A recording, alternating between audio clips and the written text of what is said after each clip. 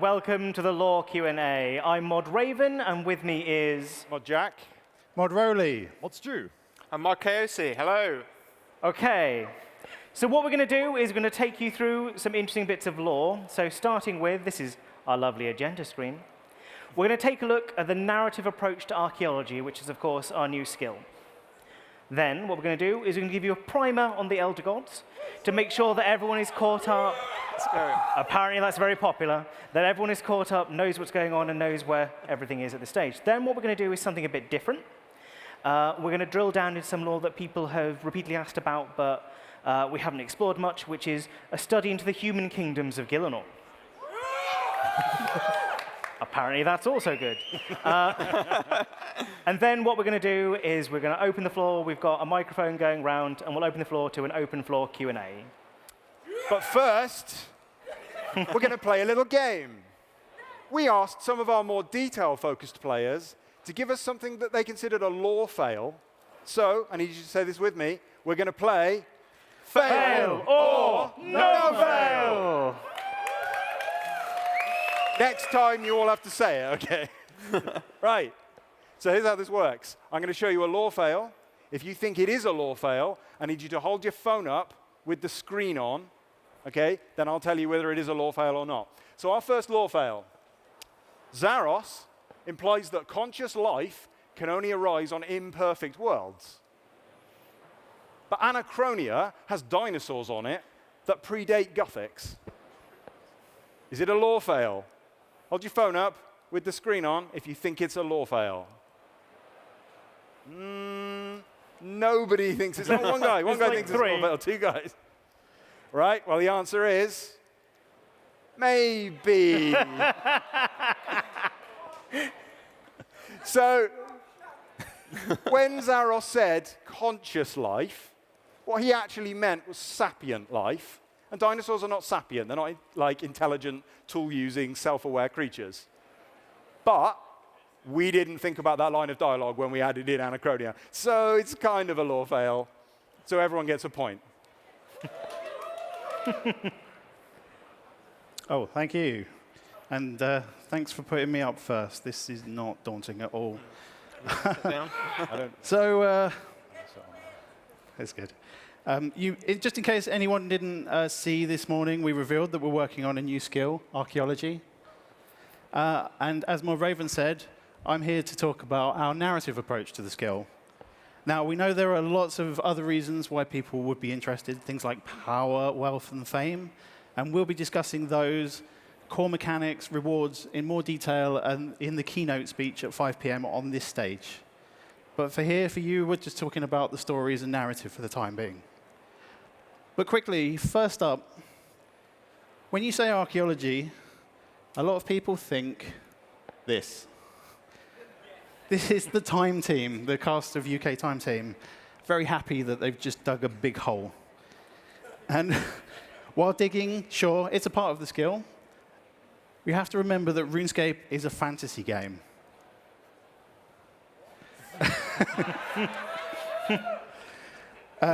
Just an aside, these characters are what we're calling some of our dig site managers, as well as Guildmaster Tony up the top there. So knowing all of this, we wanted to lean into the fantastical nature of RuneScape to make an exciting new skill. But where do we focus? There's so much history and mythology in the game. We wanted something that felt complete when we released it, that had some coherency, had wide appeal, was evocative, and something that resonates with players. And what better time than the God Wars, the Third Age?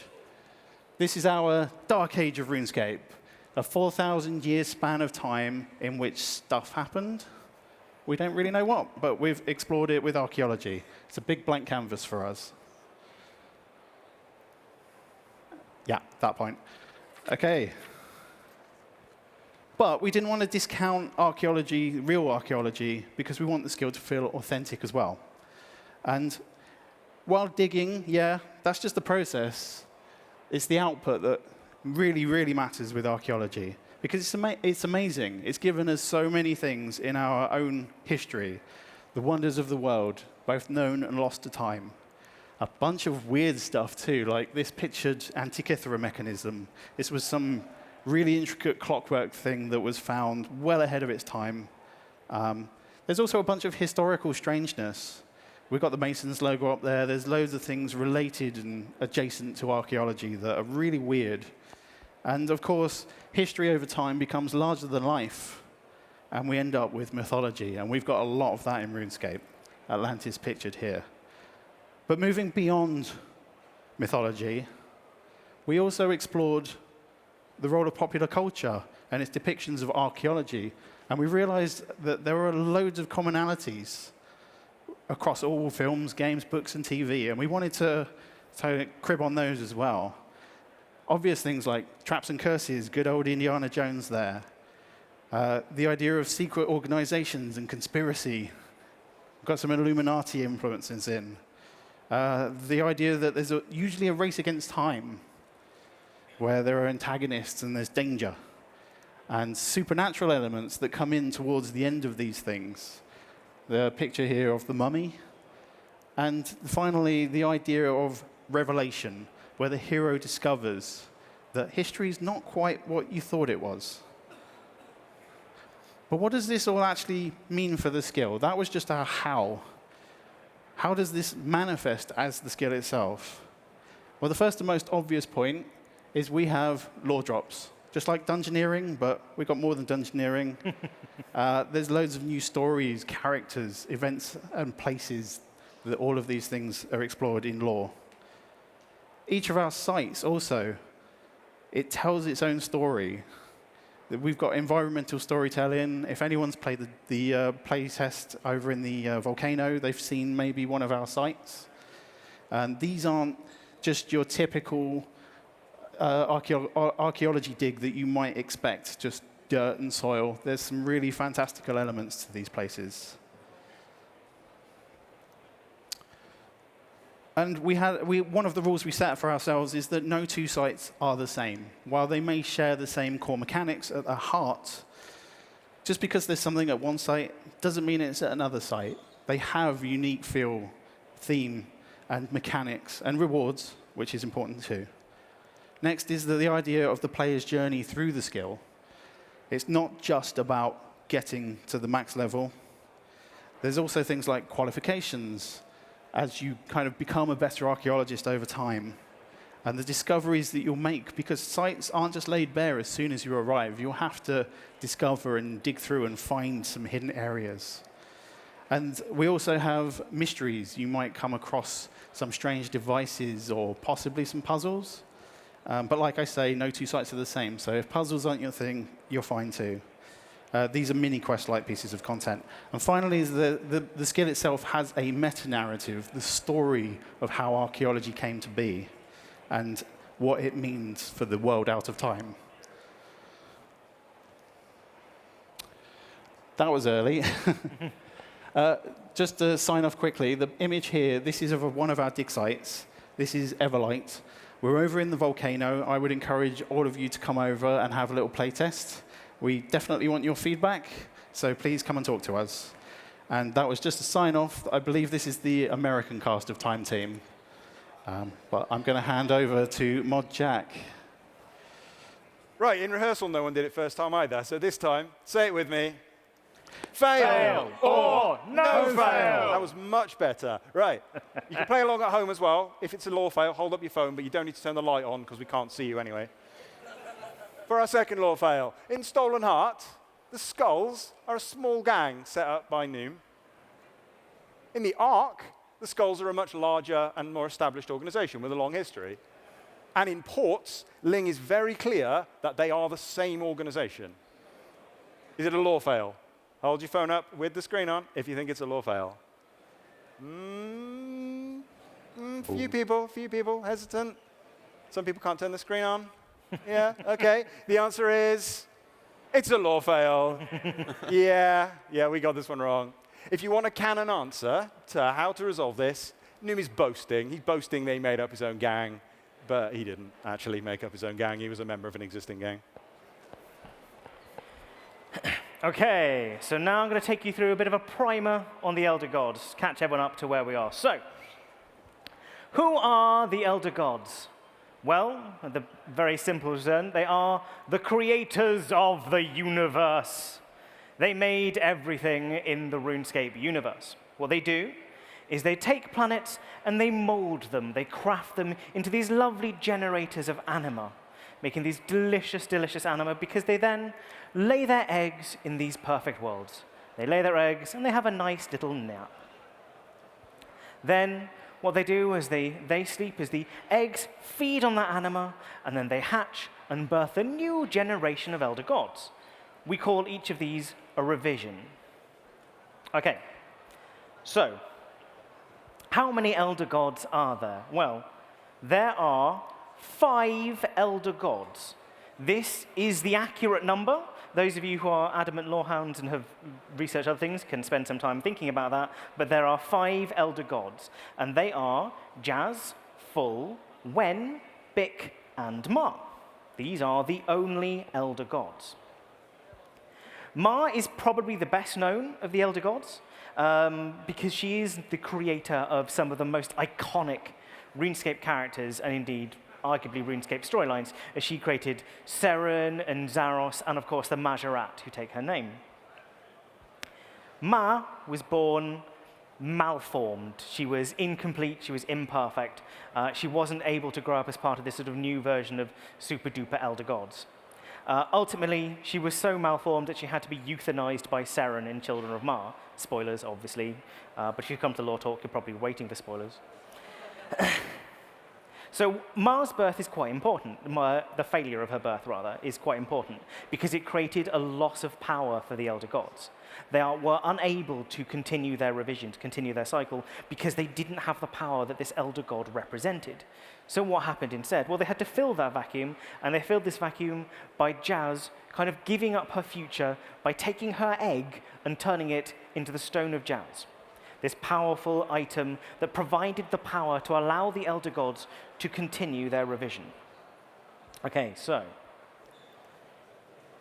Gielinor is the latest perfect world. It was formed in the last revision, with Frenesque being the one before. So if you go and look at Frenesque, you can see the future that Gielinor has available to it, which isn't a terribly positive one. What they've done is they have laid their eggs in the heart of Gielinor, the heart being a conjunction of anima, a place where all the anima flows and collects and gathers. So something kind of happened to the Elder Gods' latest revision. They made this lovely, beautiful world. They created this lovely flow of anima to feed in and the eggs to collect. And then a big green guy came along, and he went,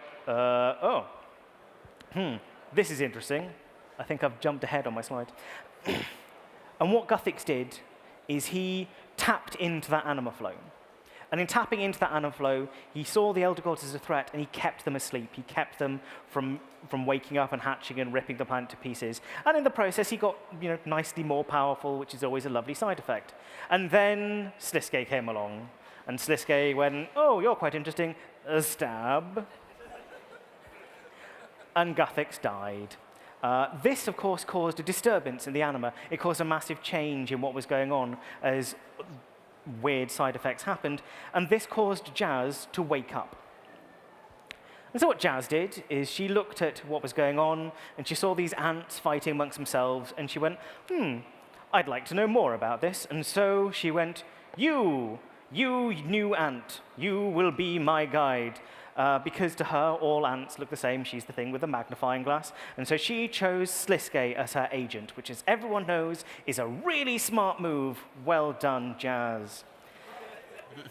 Sliske didn't really do what he was expected to do. He's supposed to gather the gods, gather the mortals, so that Jazz could study them and see if they were interesting or worthy, etc. Instead, what he did is he went, oh, well, if you need to do that, I'll need a couple of things, this stone, this staff, and what I'll do is I'll gather them all together by getting them together to murder one another. Mwahaha. So, Sliske was a bit of a problem, and ultimately he was killed by you, the World Guardian, taken out of the picture. And Jazz, of course, then went, oh, that ant's dead. What about this ant? This ant looks interesting. And she thought she'd be a bit more direct with this ant, so she got the player and she said, look, mortal life, I'm vaguely interested in it, but I need you to prove you should be allowed to exist, or I'll obliterate you. Bit of an ultimatum. So far, that's going well, right? No, this is not going well. So what's happened now? Well, Jazz has woken each of the elder gods. They are all awake now, and they are all moving beneath the surface of Gillenall. They're up, they're awake, they've had their coffee, they're good. Each of the elder gods is a massive, phenomenally powerful creature. We have only seen the tip of the iceberg of what these things are. They possess tremendous power, and they're also not in the best mood with mortals right now.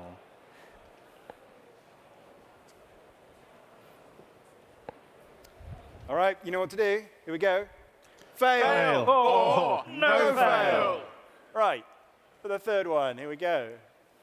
Dungeoneering establishes that Bilrak excavated the dungeons below Demonheim. But the architecture is Dragonkin, and later content seems to show the dragon having been there. There are laboratories that seem to have been there since long before Bilrak, and that they're still using. Is it a lore fail? Hold your phone up with the screen on if you think it's a lore fail. Oh, a light, that's good. Few people. There's been no one over 50% so far. Okay. Sort of. So here's what we think happened. The original story, and you can see this in the architecture of the Demonheim ruins themselves, is supposed to be Dragonkin. There's obviously a Dragonkin influence there. And Bilrak was supposed to be excavating, as in digging out the existing Dragonkin tunnels. But this was misinterpreted somewhat by the original Dungeoneering developers, who ended up writing a lot of the material as Bilrak is literally creating the tunnels, and his diaries sort of imply that quite strongly. But then as we began to build later content later on, we went back to what was the original lore.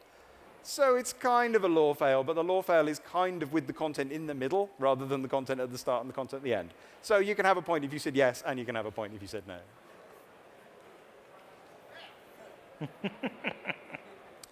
So there'll be some big reveals in the RuneScape keynote later this afternoon. But since we're up here, we want to give you some interesting material, but we don't want to spoil any upcoming content. So this year, we're going to present something that we often get asked about, but very rarely explore in content, which is the relationships and politics of the human kingdoms. So first of all, we have the best kingdom, which is, of course, Misthalin. Misthalin is the home of Lumbridge, Varrock, and Draenor. It's bordered to the east by the slums and swamps of Mauritania, and to the west by the castles of Asgarnia. The kingdom is Saradominist, but their interpretation of the faith is gentler, less judgmental, and less fanatical than in other parts of the world. Mistalin's ruler is King Rold, a wise and experienced king who now faces a situation he never imagined. Saradomin, the true god, has returned in person. Now Rold does not know where the limits of his authority lie. He worries daily that an army of Icene and White Knights will suddenly arrive and drag Mistalin into all manner of holy wars. What if Saradomin himself turns again to empire building as he did in the Third Age? Can Rold stand against a god? Would he?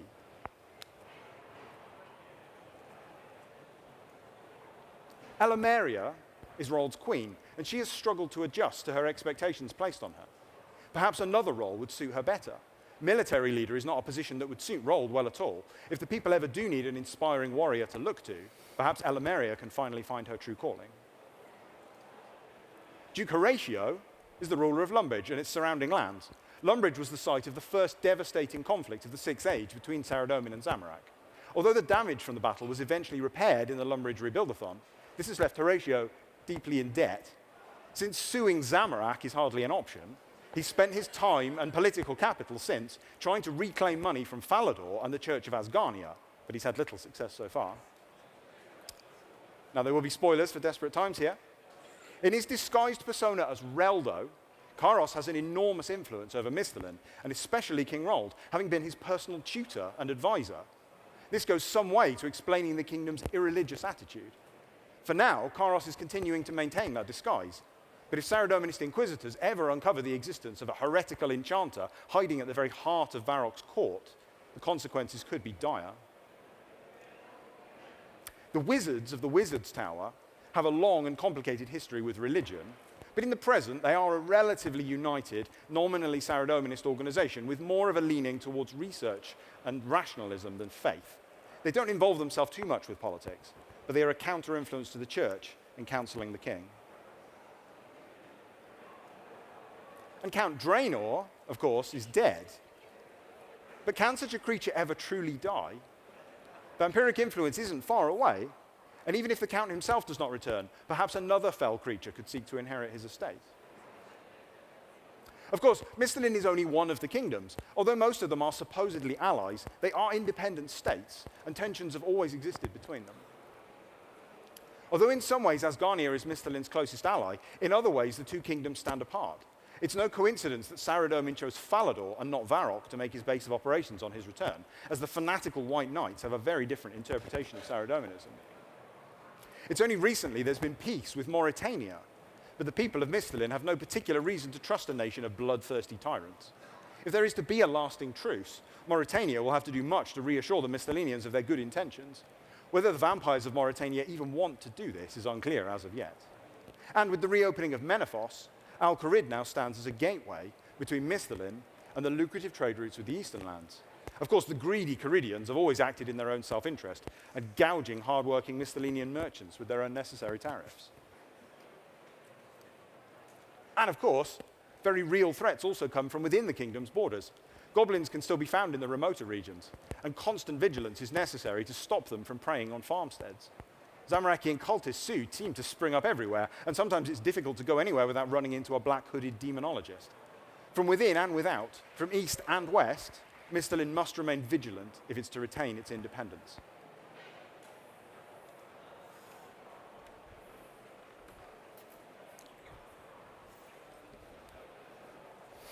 And now to Kandarin, which is, of course, the greatest and largest of the human kingdoms. So who has the power here in this frontier kingdom, standing to keep back the threats of the West from the rest of the human kingdoms? Of course, we have King Thoros, recently installed after Lathas was evicted after the events of Plague's End. His brother Tiras also murdered by a certain world guardian. Whoops. To the south, in Yanil, we have the Wizards Guild, far removed from Ardoin, but still relevant nonetheless. It sits far to the south and protects the northern regions from any threats to the south with its amazing watchtower. General Khazard, the very son of Zamorak, seeks to control these lands and wages war directly with the gnomes. And speaking of the gnomes, they have two major settlements, the Tree Gnome Village, south of Ardoin, and the Stronghold to the north, both very strong holdings over these lands. So, what kind of tensions do we have in this kingdom? Of course, the elves, recently with the Iorwerth clan, infiltrating West Ardoin and causing all sorts of problems. With their crystal city restored, the Iorwerth are now somewhat of a pariah. They're almost refugees in some regions, and the originals are very much despised, so there should be some trouble there. The Bandosian tribes are ever present. Goblins are ubiquitous across the world, gnawing at every corner of society. And of course, to the south, we have ogres trying to attack. Arpasandra is still unresolved, that city of renegade gnomes, ever looking to cause some trouble. We should watch out for those. Zamorakian forces, like I mentioned before, General Khazard is trying to take over these lands, much like his mentor and kind of father figure before Zamorak, Haziel. They both want to take these lands back for their god. And of course, Misthalin and Asgarnia, unwilling to help with any of these problems. So why should we go support them in return? Within, the gnomes and the humans are largely allied, but not enough to kind of support each other in a war. The gnomes are directly at war with Khazard, and the humans, they might be willing to trade, provide weapons, but they're not going to get involved themselves. They are religiously tolerant, though. Ardoin and Yanil are Saradominist, but not quite as fanatical as those crazy people over in Asgarnia. And the gnomes are largely Gothixian, but willing to go along. So there's not too much tension there. But Kandarian politics are forever going to be in a shake-up. They have a really weak, inexperienced king now. And they need to unify the two halves of the city. The east is prosperous and wealthy, while the west has fallen to ruin and needs all that kind of help.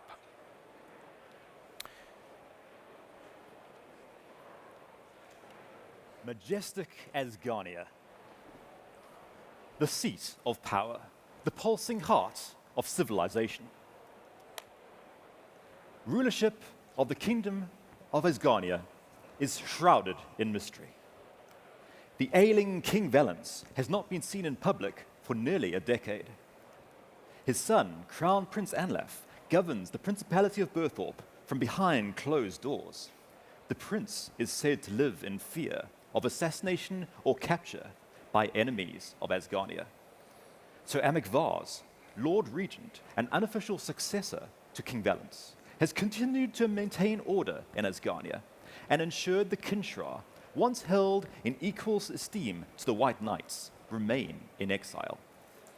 Finally, the god Saradomin himself has recently returned to the shining city of Falador. Thus far, Saradomin has not disturbed the current political structure, keen to preserve the order he long fought to establish. To the east, Misthalin has enjoyed an age of peace and prosperity, thanks to their enduring alliance with mighty Asgarnia. However, religious differences threaten to drive a wedge between the twin kingdoms.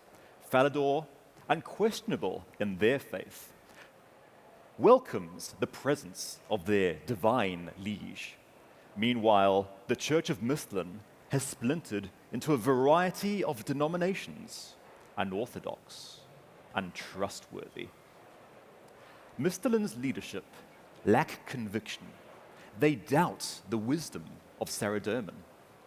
It is Asgarnia's duty to enlighten them. The military power and unquestionable faith of Asgarnia can endure any outside influence. Kandaren poses no threat. The natural fortification of White Wolf Mountain and the battle-hardened Imperial Guard can repel any opposition from the west.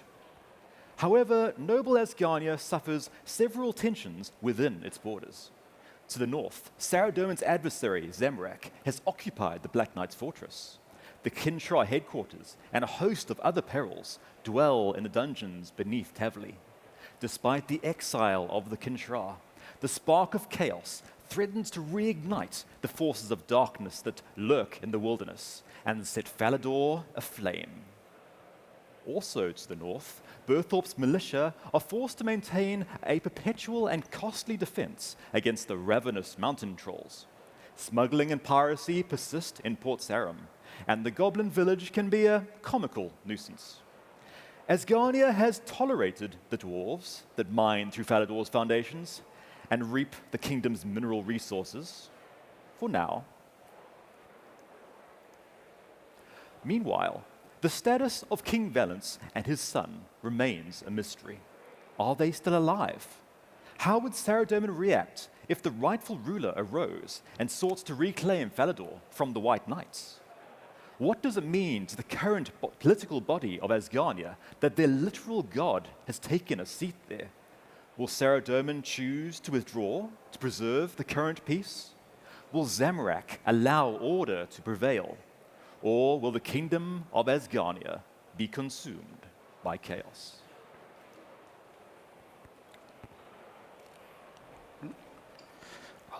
Of course, I get the wealthiest and the best of the human kingdoms, those of the Caridian Desert. Who has the power? Well, we have Emir Ali in Al-Kharid to the north, taken over from his father who was assassinated at the hands of the so-called Ambassador Jabari, but now isolated, alone. His trusted advisor, Grand Vizier Hassan, off down in the southern city of Menethos, trying to broker those trade deals that keep Al-Kharid alive. And of course, this is aided by the installation of the new pharaoh Osman, who had some strange methods of that approach. And he is now dealing with the ramifications of that, with various political intrigues. And who exactly was it that helped him get to power? And what was their goal? One of the thorns in his side is Grand Vizier Esan, Hassan's counterpart down in Menethos. I'm not sure who named those two. They're a bit too close. And we can't forget Leela, daughter of Osman. While she has no real interest in the politics of the region, her troubles are more divine in nature, we mustn't forget that she is still now heiress to the pharaohship of Menethos.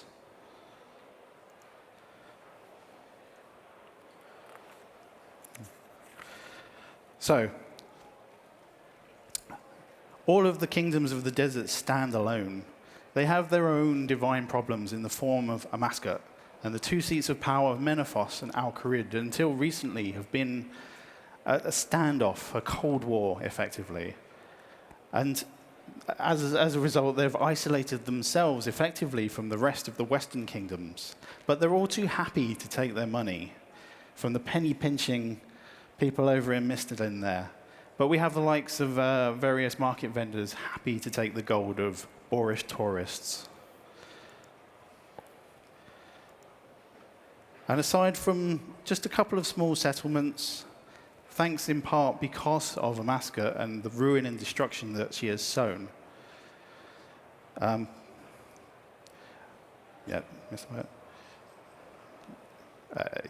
they've got bigger troubles.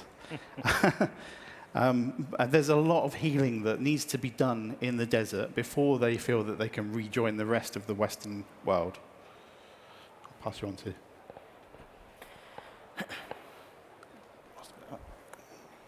So those are the boring, weak human kingdoms. I have the greatest kingdom in Gielinor, which is the kingdom of Mauritania, where the vampires live. So much cooler than humans.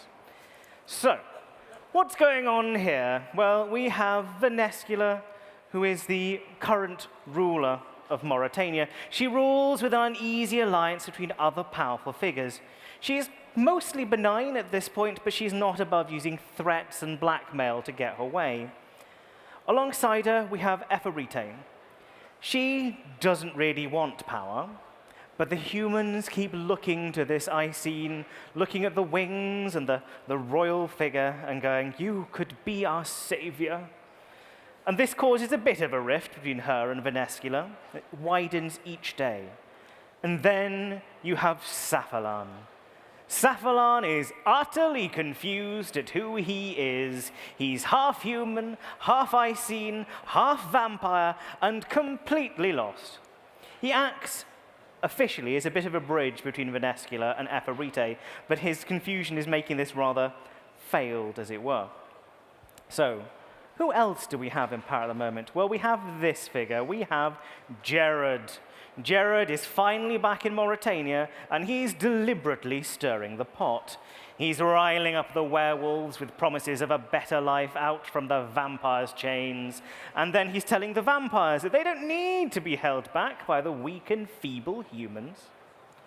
So the religion of Mauritania is officially unaligned.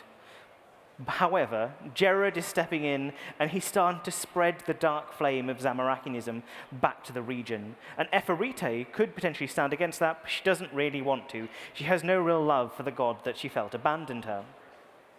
So, outside of this, what do we have? Well, Misthalin has its cannons pointed squarely at the vampire kingdom. In a constant state of Cold War, the kingdom of Misthalin is looking for any excuse to strike the vampire kingdom, and the vampires know it. Outside of that, from the link back to Vampirium, the more bloodthirsty kin look at the weakness of the Mauritania vampires, and they scream for blood, quite literally. The White Knights are just itching to attack. Their holy crusade, constantly ready to strike down the evil vampires and those who oppose their fanaticism. All the while, civil unrest builds within the kingdom. The werewolves and vampires riled up by Gerard, and the humans reaching breaking point with their downtrodden way of life. There is a rot in Mauritania. It started in the swamps, and it's spreading, infecting the whole region and threatening to tear it apart.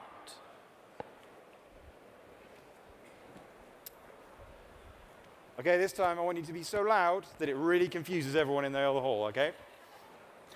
Fail or no fail. Good, that was really loud. Right. The final fail or no fail is, can you be half human, half Icene, and half vampire? Yeah. It's, right. Seren has an aura which causes everyone around her to fall in love with her. In desperate times, there's a council. She's there at the council. They don't really seem to be in love with her. And in fact, they end up not following her plan at all and doing the exact opposite of what she wants. Is it a lore fail? Hold your phone up with the screen on if you think it's a lore fail. Oh, quite a lot of people think this one's a lore fail. Not much faith in us. Okay, the answer is, it's not a lore fail. And if you want to find out why, you're going to have to play the upcoming content to find out. Right, okay, so we should somewhere have the lovely mod Orion, I think, with a microphone. Where's he hiding? Should we stand up? Huh? Boo. Oh, he's there. Oh, welcome to the stage. Hi, I'm going to promptly leave the stage. Yep. Cheers. So if you've got Bye any from questions, stage. any lore questions, Goodbye. raise your hand and mod Orion will find you. There's We've one got right about next 10 to me minutes over worth here. of questions. Oh, we didn't take into account that Hiya, Ryan's pal. really lazy. Yeah, that's a good point.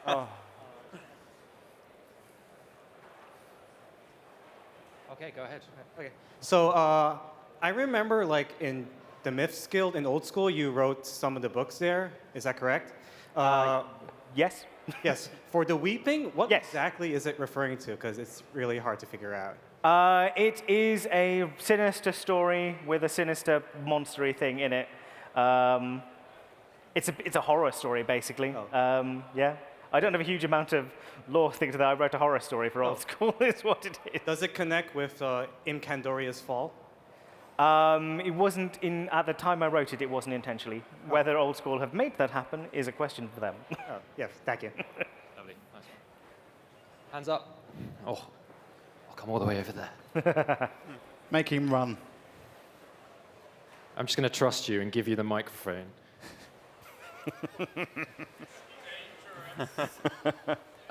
So with regards to the needle and how it predated Gothics and how Kerapak actually stole it and took it to the Far East, Orthan, is that Anachronia?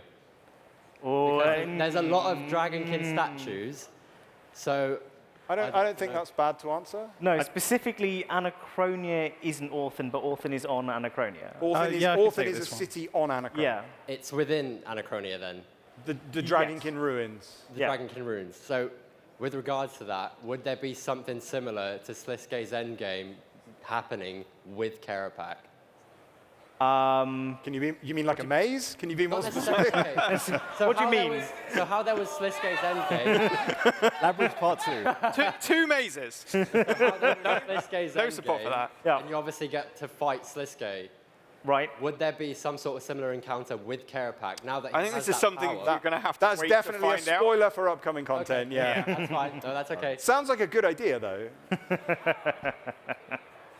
Sounds like Who's you're next? itching to fight him right now. Right, hands up. I see one over there. One down Run, here as well. Orion, run. Leg it. Most exercise I've done all day. Right. This is a question of a friend of mine. There are many spots all around the sound of Oscarnia and the north of Karambia that created an underground necrosite Dragonkin infrastructure. These are separate right now, but clearly hint they are supposedly connected into a northern-sized underground settlement. Will we see more locations as well as shortcuts connections that features this Dragonkin settlement? I heard I'm sorry, I Asgarnia couldn't and hear all Dragonkin of that. Settlement.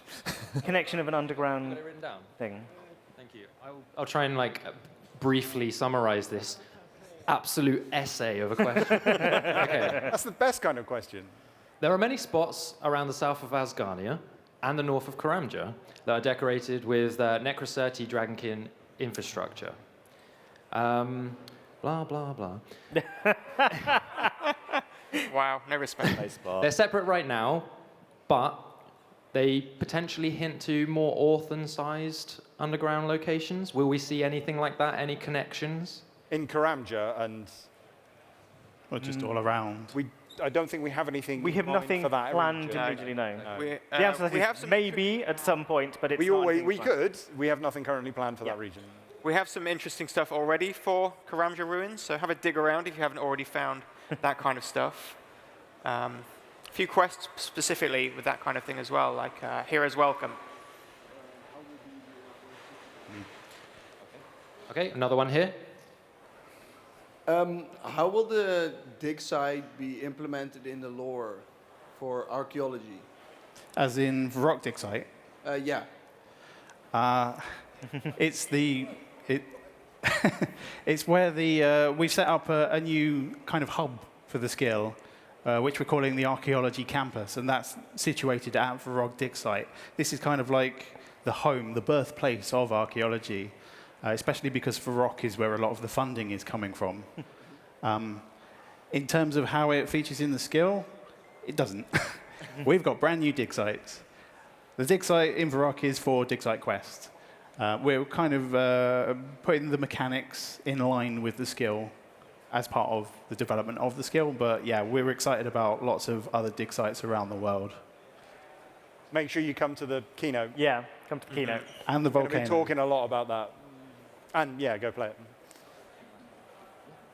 Okay, one more. What kind of plans did Zaros make before he returned? I only ask this because when you play the Fire Maker's Curse, I assumed that the person that spoke in the dream was Zaros, but it was later revealed to be Sliske. Was that always the intention? I think it was the intention. I'm not sure. There's an implication in one of the books, I can't remember which one it is, that Zaros, or is it I think it might be a bit of endgame dialogue, that Sliske taunts Char, Yeah. that Zaros knew you were there and didn't come to help. Yeah. I'm not sure whether that's true, but Sliske certainly thinks it's true, and Zaros doesn't deny it. Does that answer the question? Well, I can add a little bit to that. Certainly, at the end of Fate of the Gods, the implication was that Sliske was doing a lot of the running around on Zaros' behalf. So while it may have been Sliske that actually helped to get Char released, it would have been at the request or order of Zaros himself. And Zaros' larger plans, I think, were revealed kind of at the end of Endgame, and very much shot down immediately. Yeah.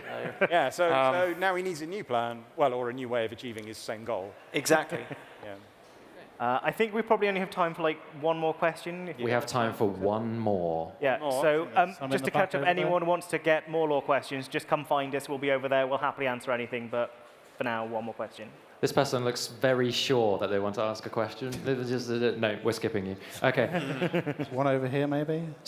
Can you please pick one, Mr. Rowley? I think This Jack just did. gentleman here in the cap? Make it a good one.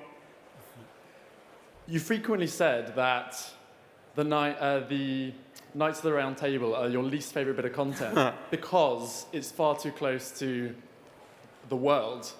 So why are dinosaurs any different on Anachronia? You'll notice they are very different dinosaurs to real-world dinosaurs. Well, we don't know. I mean, If it was literally Jurassic Park, yeah, called Jurassic Park, yeah. with all the characters from Jurassic Park, Samuel L. Jackson just right there, then we'd probably feel the same way about it as we do about Camelot. Probably not a good idea to just... In terms of the another actual story creature in. designs as well, both in design and concepting, we wanted to make them look very distinct from existing dinosaurs. Yeah. Like a lot of them have like leafy appendages and all kinds of crazy looks about them, and colors that you don't necessarily see on dinosaurs in quite a lot of modern media. Yeah, in the sort of general theory is like with the Anachronia dinosaurs, we created dinosaurs for this region. We create dinosaurs to fit in with the lore. Like the same way we've created knights that fit in with existing thing. The problem that a lot of us have with Camelot is it's literally the Arthurian myth randomly plugged into it. And it feels out of place. Okay, I think that's all we have time for. Thanks a lot. If any of you, like I said, if any of you do still have lore questions, just come find us. We'll be over there somewhere. Otherwise, thank you. Hope you enjoyed yourself. Thank you for coming.